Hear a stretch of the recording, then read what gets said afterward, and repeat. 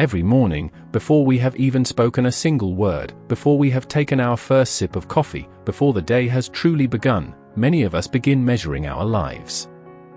We do not always realize that we are doing it. It happens quietly. We open our phones. We see a holiday, a promotion, a wedding, a new home, a successful business, a smiling family, someone celebrating another milestone. And within seconds, something begins to change inside us. Nothing in our own lives has changed.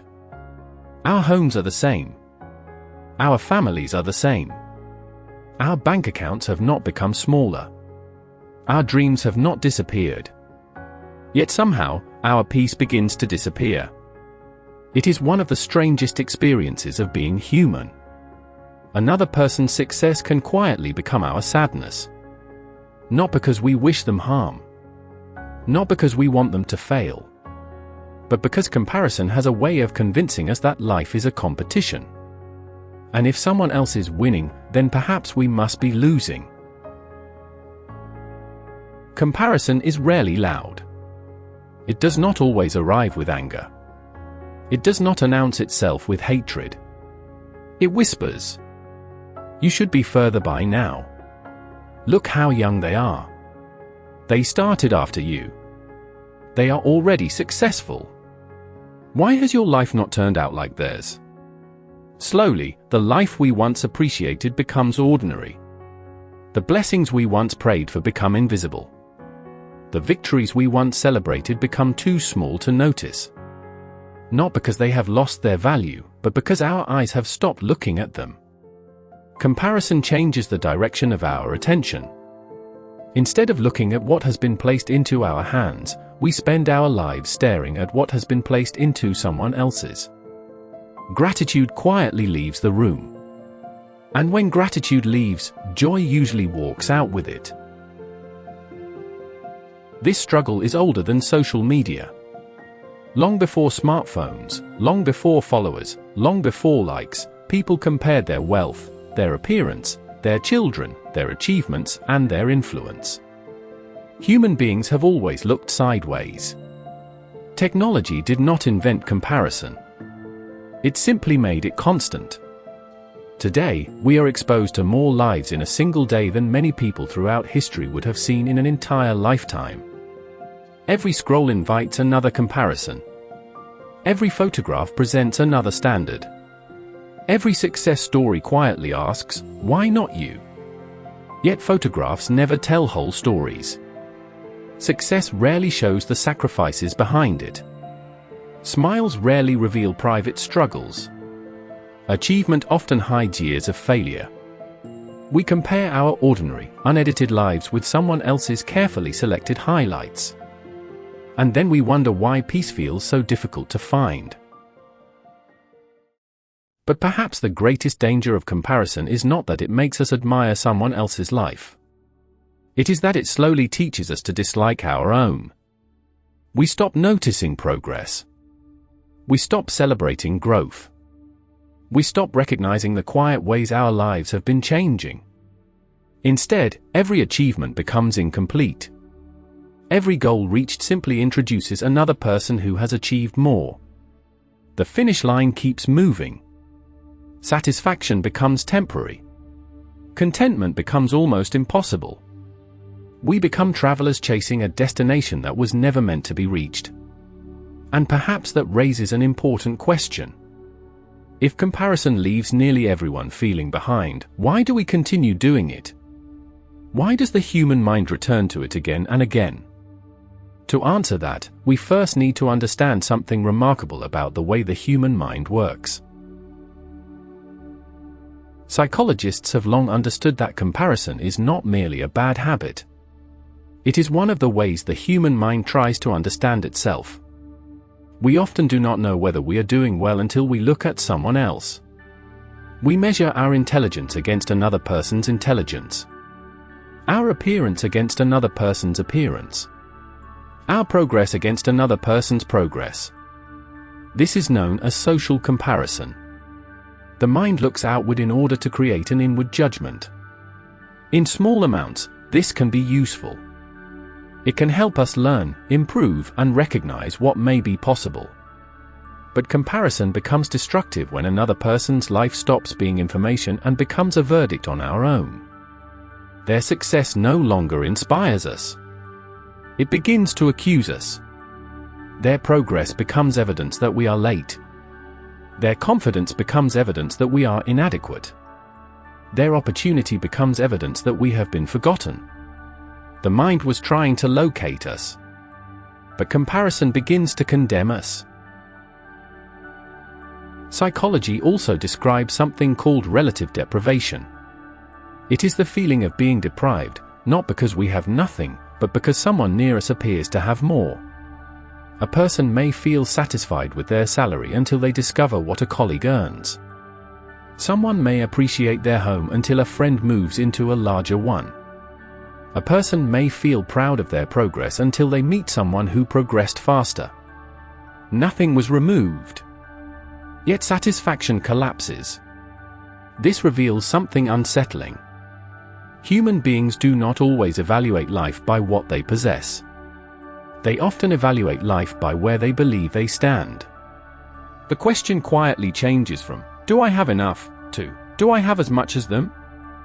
And once enough is defined by another person's life, enough becomes impossible to reach. There will always be someone with more money, more recognition, more beauty, more influence, more opportunity, or more visible success. A life measured relatively can never remain peaceful for long. Even when we finally reach what we once desired, the feeling often fades more quickly than we expected. Psychologists call this hedonic adaptation. Human beings adjust to improved circumstances. The promotion becomes normal. The new home becomes familiar. The applause becomes quieter. The achievement that once seemed capable of changing everything becomes part of ordinary life. This ability to adapt helps us survive difficulty. But it can also make satisfaction painfully brief. Comparison then introduces a new target. There is always another level. Another person earning more. Another person living better. Another milestone we have not reached. So we keep moving, not always because our purpose requires it, but because standing still makes us feel inferior. Ambition is no longer directed by meaning. It is driven by fear. The fear of being left behind. And a person running from inferiority may achieve many things without ever arriving at peace. Comparison becomes especially dangerous when identity is built outside of us. If we need other people to confirm that we are successful, then their attention begins to control our emotions. If we need to be admired in order to feel valuable, then someone else's admiration feels like our rejection. If our worth depends upon being ahead, then every gifted person becomes a threat. This is why comparison can produce emotions that seem larger than the moment itself. A simple photograph can awaken shame. A friend's good news can create resentment. A colleague's success can feel personal. The event is small, but it touches an identity that has become fragile. External identity must constantly be defended. It requires praise, attention, proof, and visible progress. And because the outside world is always changing, a life built upon it can never feel secure. What depends on applause becomes controlled by applause. What depends on status becomes threatened by status. What depends on comparison can never truly rest. Comparison rarely remains a private measurement. If it is fed long enough, it begins to produce other things. Admiration can become envy. Envy can become resentment. Resentment can become gossip. Gossip can become the quiet pleasure of seeing another person fail. Comparison can also produce pride. We may search for people beneath us so that we can temporarily feel above them. We criticize their weaknesses, not always because correction is needed, but because their weakness makes us feel stronger. Comparison can produce greed, because what we have no longer feels sufficient. It can produce impatience, because another person's timing makes our own feel unacceptable. It can produce ingratitude, because our attention becomes fixed on what is absent. And it can produce self-pity, because we begin to tell ourselves that everyone else has been given a better life. These emotions are destructive not only to relationships, but to the mind itself. They keep the heart agitated. They turn neighbors into rivals. They make love difficult and peace unstable. Psychology can show us how comparison forms. But to understand how we should respond, we now turn to an older school of discipline. The Stoics understood that much of human misery begins when attention leaves what belongs to us and becomes trapped in what belongs to someone else. Epictetus taught that some things are within our control and others are not. Our choices, our effort, our discipline, and our character belong to us. Another person's success does not. Their opportunities do not. Their reputation does not. Their timing does not. Yet comparison repeatedly invites us to abandon our own responsibilities and emotionally live inside someone else's life. We monitor their progress. We imagine their advantages. We rehearse what they have received. And all the while, the work placed in front of us remains neglected. The Stoic response is not indifference. It is discipline. Return your attention to what is yours to govern. Your effort today. Your conduct under pressure. Your honesty when nobody is watching. Your ability to continue when recognition does not come. Peace begins when attention returns to your own path. The Stoics did not measure a good life by status. They measured it by virtue.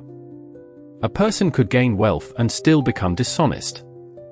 They could gain influence and become cruel. They could receive praise and become proud. From a Stoic perspective, none of these things proved that life was going well. External success could not compensate for internal decay.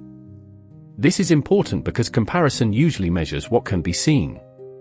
Money, recognition, beauty, position, achievement. But the most important qualities of a human life are often invisible. Courage, self-control, patience, justice, humility. A person may appear to be ahead while becoming someone they were never meant to be. Another may appear delayed while quietly developing strength that success could never teach. Status can rise while character falls. And character can rise while nobody is applauding. Marcus Aurelius repeatedly reminded himself not to waste life examining the faults, opinions, and possessions of others. He understood that attention is not neutral. What we repeatedly observe begins to shape what we repeatedly desire. The more we study another person's life, the more their life begins to define our own expectations. We start wanting things we never truly valued. We begin chasing symbols that never belong to our purpose. A quieter life starts to feel insignificant. Faithful work starts to feel too small. Ordinary progress begins to feel like failure. This is the cost of looking sideways for too long. We lose the ability to recognize the meaning already present in front of us. The Stoics would tell us to guard our attention, because attention eventually becomes direction. And direction eventually becomes destiny. Stoicism offers a powerful discipline.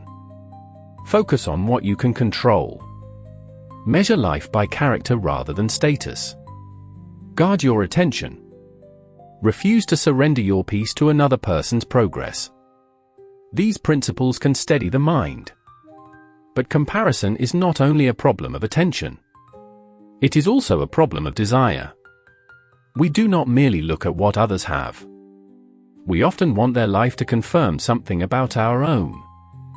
We want to feel important. We want to feel chosen. We want visible proof that our lives matter. Discipline can redirect the eyes. But it cannot fully explain why the heart is so hungry for status, recognition, and superiority. For that, we must go deeper. We must ask not only what comparison does to the mind, but what it reveals about the heart. Jesus said, "Where your treasure is, there your heart will be also." He was not offering a decorative phrase. He was revealing how the human heart works. Whatever we treasure most begins to organize our emotions. If wealth is our greatest treasure, every richer person becomes a threat. If recognition is our greatest treasure, another person's applause can feel like our rejection. If status is our greatest treasure, every promotion given to someone else can feel like something taken from us. If beauty is our greatest treasure, another person's appearance can become a source of pain. Christ teaches that comparison is often not the deepest problem. It is the symptom. The deeper question is this: what have we placed at the center of our worth? Comparison exposes the treasure. It reveals what we are depending on to tell us that our life has value. Jesus does not merely command us to stop comparing. He invites us to examine what our hearts have begun to worship. Jesus continued his teaching by saying, "Do not store up for yourselves treasures on earth, where moth and rust destroy and where thieves break in and steal. But store up for yourselves treasures in heaven." Christ was not condemning honest work, success, or possessions. He was asking a deeper question. Why build your identity upon something that can disappear? Wealth can be lost. Beauty changes. Careers end. Popularity fades. Even the strongest body grows older. When our identity is attached to temporary things, our peace becomes temporary as well. Comparison becomes inevitable because temporary treasures are always unevenly distributed. But the treasures of heaven are different. Love cannot be stolen. Faithfulness cannot rust. Compassion does not expire. Humility is never outdated. Christ redirects our attention from possessions we can lose to character that eternity can never erase. Jesus also said, "A person's life does not consist in the abundance of possessions." In one sentence he challenged an idea that still dominates modern culture. We are constantly told that a larger income means a larger life, that a better title means greater worth, that more followers mean greater importance. Jesus dismantled that illusion. A human being is never more valuable because they own more, and never less valuable because they own less. If possessions determined worth, then losing them would mean losing ourselves. Christ points us toward an identity that cannot be bought, sold, or compared. A life anchored in him no longer needs another person's failure in order to feel successful. Near the end of his earthly ministry, Jesus answered a question that people are still asking today. It is the question hidden beneath comparison. What about them? We may ask it differently. Why did they get that opportunity? Why is their family happier? Why did their business succeed? Why did their prayers seem to be answered first? Jesus gently redirects the heart. What is that to you? You follow me. Christ is not dismissing our pain. He is reminding us that someone else's path was never meant to become the map for our own. Discipleship begins the moment our eyes return from everyone else and settle again upon Christ. When comparison loses its grip, something beautiful begins to grow. Gratitude returns. Joy returns. We begin celebrating another person's blessing without believing our own has been diminished. We discover that contentment is not the absence of ambition. It is the absence of slavery to comparison. We can still pursue excellence, still build businesses, still study, still dream, still create, but no longer because we are trying to outrun another person. We do these things because they are faithful responses to the gifts God has placed within us. Peace finally becomes possible because our worth is no longer waiting for someone else's approval. Heavenly Father, forgive us for the moments we have measured our worth against other people instead of receiving it from you. Free our hearts from envy, pride, resentment, and fear. Teach us to celebrate the blessings you give to others without doubting your goodness toward us.